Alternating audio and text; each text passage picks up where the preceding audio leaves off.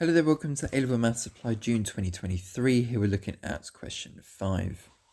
A small ball is projected with a speed of 28 meters per second from a point O on horizontal ground. After moving for t seconds, the ball passes through point A.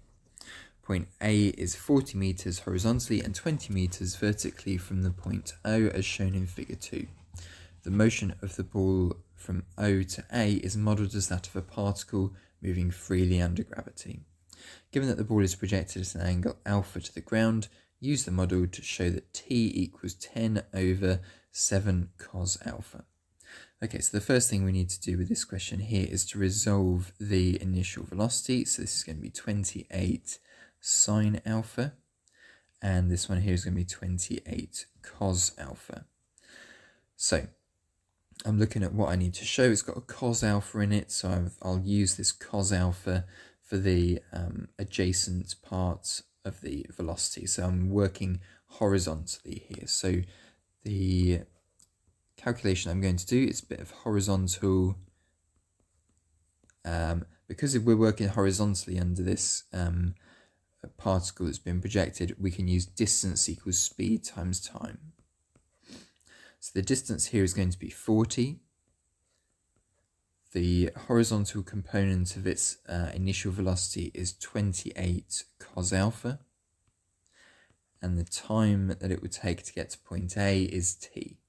So divide by 28 cos alpha, you're going to get 40 over 28 cos alpha equals t. And if we divide top and bottom of this fraction by 4, we get 10 over 7 cos alpha is t. Excellent, so there we are, that's the answer to part A.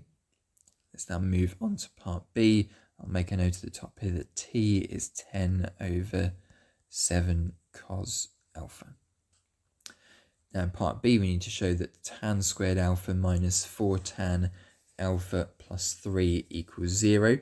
So I assume here what we need to do is we need to now look at the vertical components here, and that's 28 sine alpha.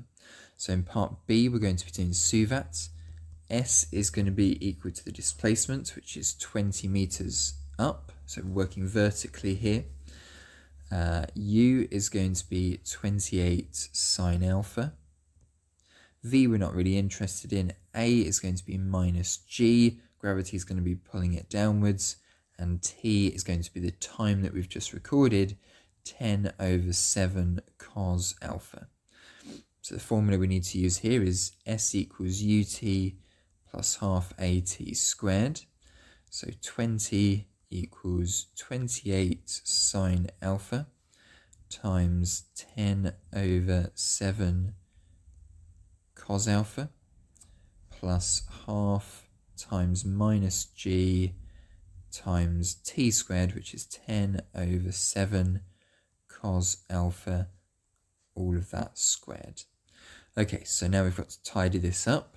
So 20 equals, now if we simplify 28 times 10 over 7, the 28 over 7 gives 4, so that would be 40 tan alpha.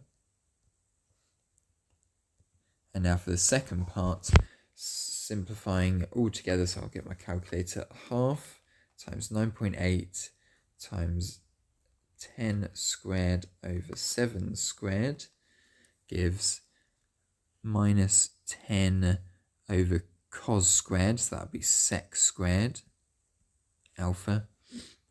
And then how am I going to get this all in terms of tan?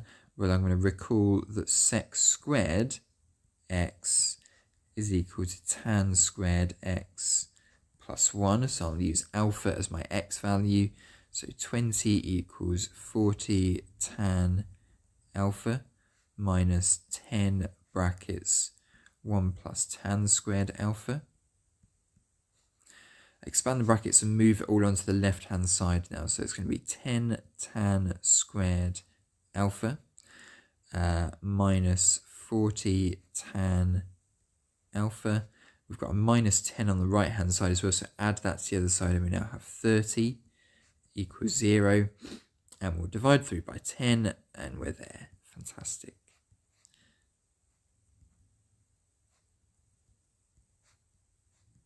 plus 3 equals 0. Excellent, fantastic. So there we are, part B complete. Find the greatest possible height in meters of the ball above the ground as the ball moves from O to A. So we want to find this maximum height here. So I think what we'll do first is we'll use part B to solve our equation for tan. So that's going to be tan alpha minus 3 tan alpha minus 1 equals 0. So therefore tan alpha equals 3, tan alpha equals 1. Okay, now at this point we need to work out which of these values alpha is going to be. Is it going to be tan alpha equals 3 or is it going to be tan alpha equals 1? So we've got two choices. The answer is going to be tan alpha equals 3, and let me explain. We can see here that alpha is a big angle. So when I do tan minus 1 of 3, let's just do tan minus 1 of 3, I get an answer of 72 degrees, 71.6, and that looks more like the angle in this diagram. Alternatively, alpha, when tan alpha equals 1, alpha is going to be 45 degrees, and it doesn't look like a 45 degree angle to me. If it were a 45 degree angle, what would happen is it would go straight to point A and then carry on its projection a little bit further upwards before it starts to come down again. So this is the bigger angle where it's gone up and then intersected point A on the way down. So therefore, alpha is going to be 71.6. And then what we need to do from there is to use suvat to reach a maximum height. So let's use suvat. So vertical suvat. S equals what we want to find. U is going to be 28 sine alpha. V is going to be 0 because it reaches a maximum height when V is 0, and A is minus G. So V squared equals U squared plus 2AS, and that's going to be 0 squared equals 28 sine alpha squared, add 2 times minus G times S. Now, I'm going to take a break from that equation and I'm just going to move up here for a second. Tan alpha equals 3. Now, I'm not going to use alpha is 71.6 because when I plug that back into sine, I might not get an accurate answer. So what I'm going to do is I'm going to reach for a triangle. That's going to be alpha, and the ratio is going to be 3/1. So it's the ratio of the opposite side to the adjacent side. So this is 3 parts on the opposite side, 1 part on the adjacent side. Therefore, the hypotenuse using Pythagoras is going to be root 10. So therefore, I need to know what sine is for my calculation, and sine is opposite over hypotenuse, so that's 3 over root 10. So I'm not going to be using alpha is 71.6. I'm going to be using sine alpha is 3 over 10 from this little triangle. So carrying that forwards into my question, so 28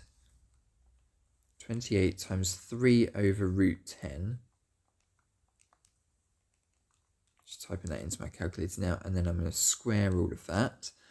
So that gives me 705.6 minus 19.6 times S, and then move that to the other side and divide by 19.6, and we get 36 meters. So its maximum height is 36 meters.